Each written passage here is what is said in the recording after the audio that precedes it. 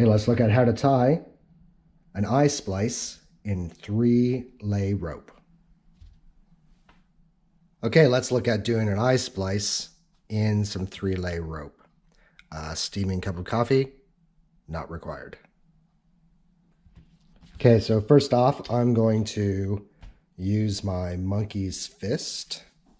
And what I want is to have an eye splice in the end of it so that I can attach it quickly to another piece of rope with a bowline or a snap shackle, whatever the case may be. So I think what I want is about 4 inches. So how do we measure that? Just go from the inside end of your rope down to about here, 4 inches.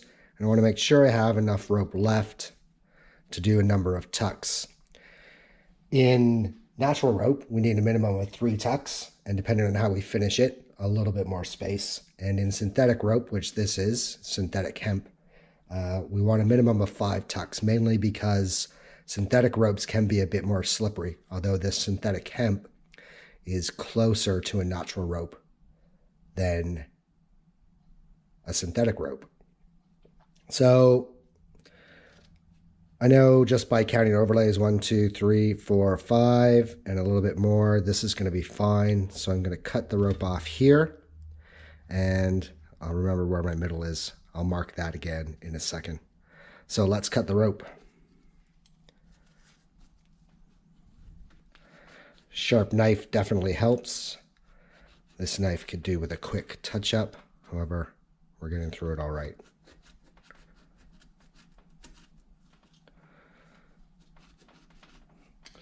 Okay, so if we mark out our 4 inches, I want to mark here at the start of my rope. So I will take a piece of masking tape and just tape around. Follow the lay of the rope. Less important here, more important when we unravel the rope and seize these ends. Because if you follow the lay of the rope, it'll keep it tight. If you go opposite of the lay of the rope with your tape wraps, it's going to unravel the ropes. And basically we just want it tight here by following the lay of the rope so that we can easily fit it through. So let's wrap this up. And we'll do the other 2 as well. Following the lay of the rope. Again, just doing this so that the rope doesn't unravel on us unnecessarily. Although at the end, we will want these unraveled. And as we do the splice, if they unravel, it will actually make your splice flatter and a bit more neater looking. But it doesn't really affect the strength. Okay, so we got here, basically, quickest way to unravel 3-lay rope, just flip the top one each time until we get here to our tape line and we're unraveled. Okay, so from here we can see in our 3-lay rope we basically have a top coming out from the top and a left and a right, or a middle and bottom. Doesn't really matter what it's called. What we want to do is just start with this top one. I'm going to try to keep it semi-tight as we go. But we see there's also a top strand of rope here. We're going to go over this top strand and under the next strand of rope. Easiest way to do that, Swedish fid. Here I have a small one. I'm going to put it through the rope. You see that the Swedish fid is tapered, so that if I pull this rope back out of the way, I can easily slide it through. And then remove the fid and pull it fairly tight.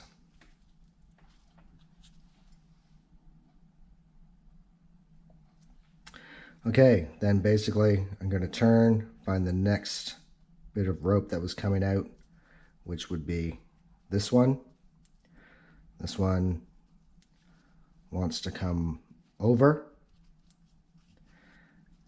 and under in the lay of the rope. Okay, so as I said, we don't need the tape, and it's actually easier to continue this if we remove the tape at this point. Let's get the tape out of the way. I take my left-hand strand. We see where this comes out. So I want to take my left-hand strand, go over where that rope came out, and under the next one. So I'm going to continue to use my Swedish fid, although this rope lay isn't that tight, so can do it without a fid. All right, then we're going to go one more time and put in the third rope. And what we're going to end up with is all three ropes coming out of the same space of the main rope. So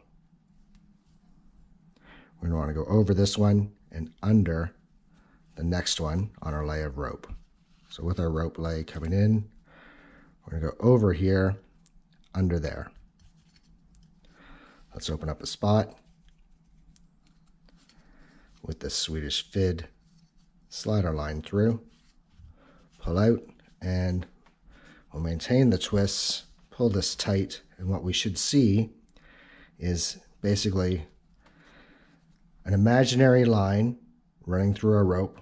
All three come out at the same spot. So that's the hardest part done. Now that we've got this started, we'll maintain the twist. We'll just continue over, under until we get our 5 tucks. Okay, so our ropes are coming out in a line all at the same place. That's pretty easy. Now from here on in, just grab the one closest to you, go over the strand next to it and under the next strand, and we continue weaving. Sorry about the camera. Continue weaving until we've got our 3 tucks for natural rope minimum, or our 5 tucks for synthetic rope. So we maintain the twist, we get it in there. We're going to put the rope around. See, this one is going to go over this rope, under that rope.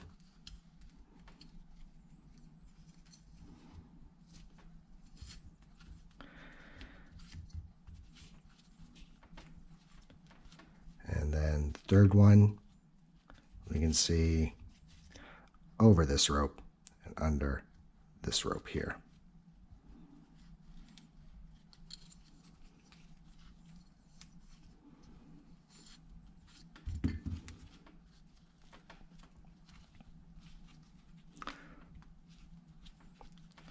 Give the rope, maintain its twist, tighten it up. And again, we see they're coming out perpendicular or in the same spot to imaginary line on the rope. So that is 2 tucks, and we're going to continue to 5 tucks on the rope.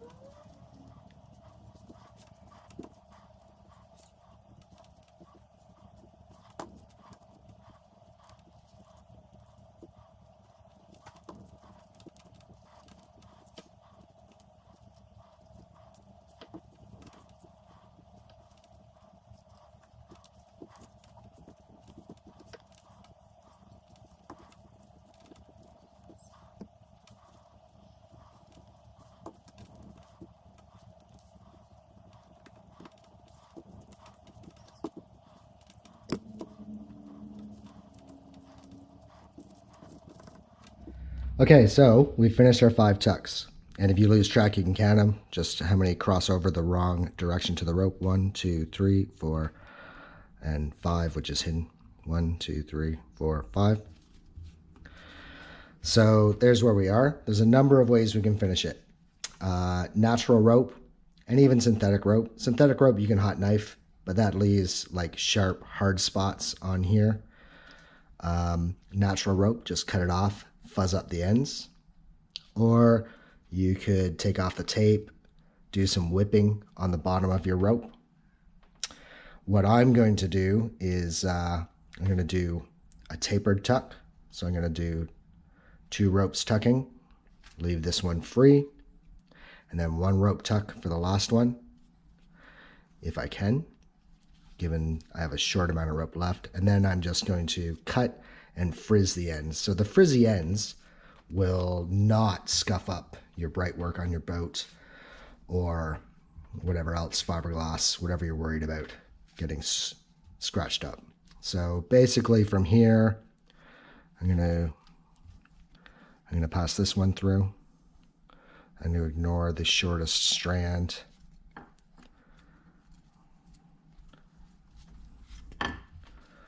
So that is one, and I'll pull that off, and we will cut and frizz that end in a second. And that's probably it. If I pull off the tape, I'll find that I probably just have enough rope to do this one, not these other two, once I get the tape off. So I'm gonna leave it there.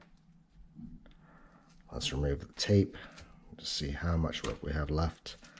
Okay, tape's removed. I can cross that one over, and I'm gonna cut and leave this one. So basically right here, we'll do one final pass through. This isn't critical for strength, obviously. This is just tapering and cleaning up the ends of the rope. And having the rope partially unravel at this point definitely helps with layering. So you don't need to maintain the lay. So that one, I'll just frizz it up a little bit. This one, I'm gonna frizz up a little bit, and I may take some scissors and cut this one just slightly smaller.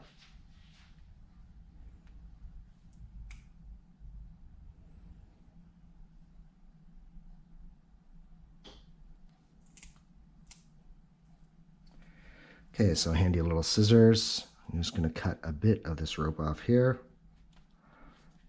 Nice and easy. And cut a bit of this rope off here. If you're concerned about the rope becoming unraveled, you probably don't need to be. However, you can always whip the bottom. And this rope, the fraying of the ends pretty much disappears because it's a bit of a hairy rope anyway. So just fray the ends. This definitely will prevent you from scratching any bright work. Save on your varnish. And there it is. Plenty strong. Three-eyed splice.